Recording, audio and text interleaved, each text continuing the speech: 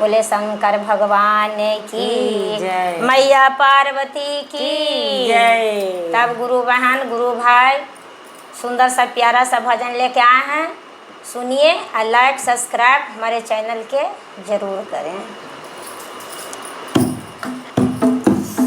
रते बले मुआ दिहले गारी हो शिवा चर्चा के कारण ना।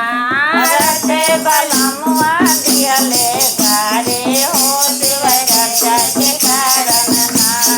रते बले मुआ दिहले गारी हो शिवा चर्चा के कारण ना। रते बले मुआ दिहले गारी हो शिवा चर्चा के कारण ना।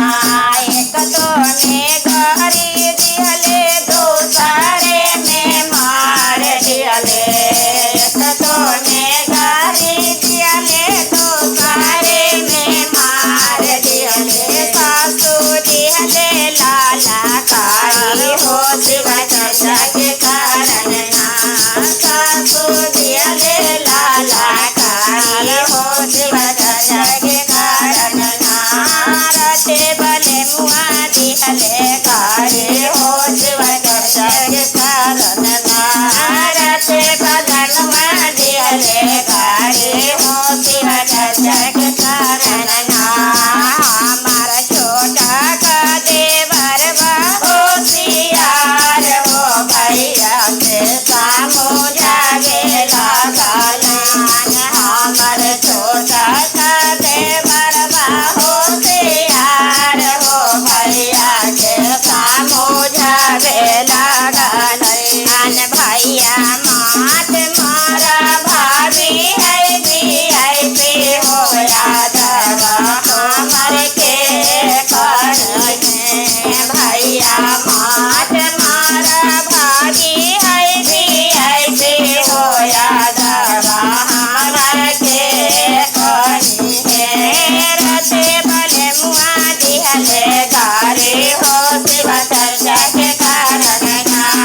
रते बले मुआ दिहले गारी हो शिवा चर्चा के कारण। एक तो में गारी दिहले दूसरे में मार दिहले। एक तो में गारी दिहले दूसरे में मार दिहले। ऊपर गोतनी लाला कारी हो शिवा चर्चा के कारण ना। गोतिन दिहले लाला कारी हो शिवा चर्चा के कारण ना। रते बले मुआ दिहले गारी हो शिवा चर्चा के कारण ना। रते बले मुआ दिहले गारी हो शिवा चर्चा के कारण ना। हमारे छोटा का देवर होशियार हो भैया के सामो जागे लागल। हमार छोटा का देवर बुद्धिमान हो भैया के सामो जागे लागल। भैया मात मारा भाभी है VIP हो यादव हमरा के करी है। भैया मात मारा भाभी है VIP हो यादव हमरा के करी है। रते बले मुआ दिहले गारी हो शिवा चर्चा के कारण ना। रते बले मुआ दिहले गारी हो शिवा चर्चा के कारण ना।